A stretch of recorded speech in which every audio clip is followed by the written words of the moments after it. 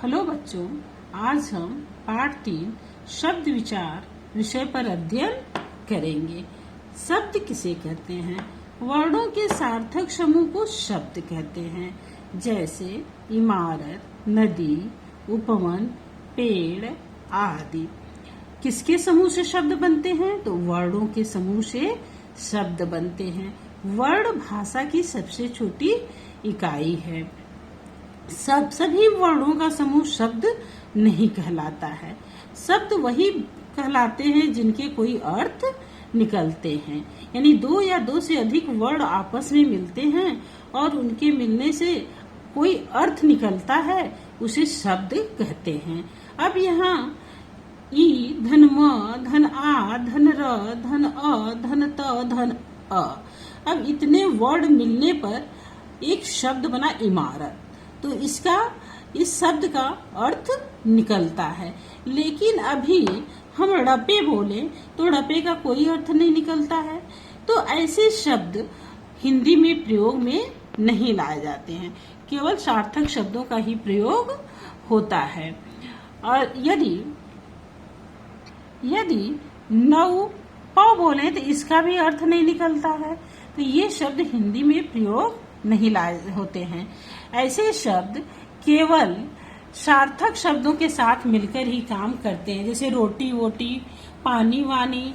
तो यहाँ पर वानी, ओटी ऐसे शब्द केवल सार्थक शब्दों के साथ मिलने पर ही प्रयोग में लाए जाते हैं। तो इस तरह बच्चों, शब्द एक स्वतंत्र इकाई है और हिंदी में केवल सार्थक शब्दों का ही प्रयोग किया जाता है। वर्गीकरण के आधार पर शब्द के भेद। वर्गीकरण के आधार पर शब्द के 5 भेद होते हैं: उत्पत्ति के आधार पर, रचना के आधार पर, विकार के आधार पर, अर्थ के आधार पर और प्रयोग के आधार पर।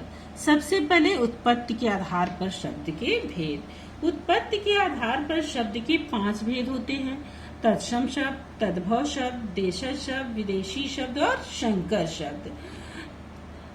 उत्पत्ति का अर्थ होता है स्रोत, यानी कहाँ से शब्द निकले हैं, उनका उद्भव कहाँ से हुआ है।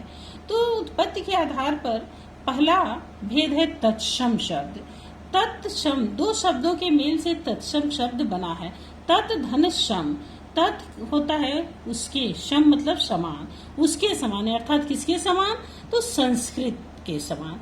तो जो शब्द हिंदी भाषा में आए हुए हैं और ज्यों के त्यों प्रयोग किए जाते हैं, उन्हें तत्सम शब्द कहते हैं।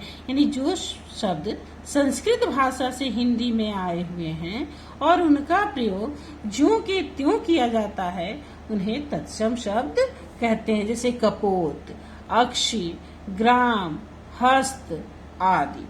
तद्भव शब्द। तद्भव शब्द भी दो शब्दों के मेल से बना है। तत् धन भव। तद मतलब उसके, भव मतलब होना, यानी उसी से जो बना हो, उसी से जो हुआ हो, उसे तद्भव शब्द। किससे हुआ हो? तो संस्कृत भाषा से ही जो आया हो।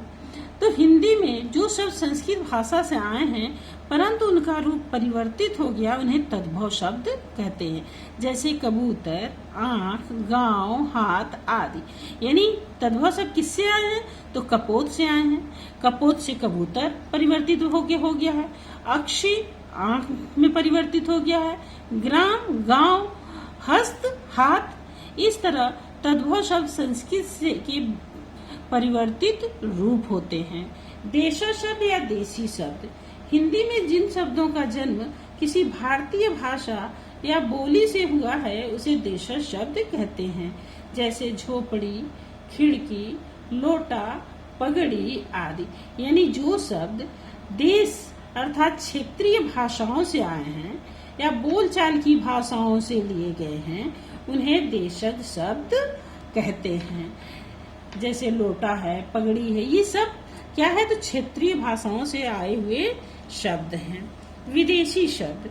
हिंदी भाषा में जो शब्द विदेशी भाषाओं से आए हैं, उन्हें विदेशी शब्द कहते हैं। यानी दूसरी भाषाओं से जो शब्द हिंदी में लिए गए हैं, ऐसे शब्द विदेशी शब्द कहलाते हैं। जैसे रिक्शा है, स्कूल, मदरसा, तोहफा, बजट, दर्जी, कैंची आदि। ये सभी शब्द अरबी, फारसी, अंग्रेजी, स्पेनिश, जापानी, चीनी आदि भाषाओं से हिंदी में बहुत से शब्द आए हुए हैं। जैसे चीनी शब्द है, चाय है। तो इस तरह बहुत से शब्द दूसरी भाषाओं से लिए गए हैं। संकर शब्द, दो भाषाओं से मिलकर बने हुए शब्द को तत्सम शब्द संकर शब्द कहते हैं। दो भाषाओं से मिलकर बने हुए शब्द को संकर शब्द कहते हैं। जैसे टिकट घर, डबल रोटी, हेडमास्टर, रेलगाड़ी आदि। अब टिकट इंग्लिश शब्द, घर हिंदी शब्द, डबल आपका इंग्लिश शब्द, रोटी हिंदी शब्द, हेड इंग्लिश शब्द, मास्टर, रेल इंग्लिश और गाड़ी।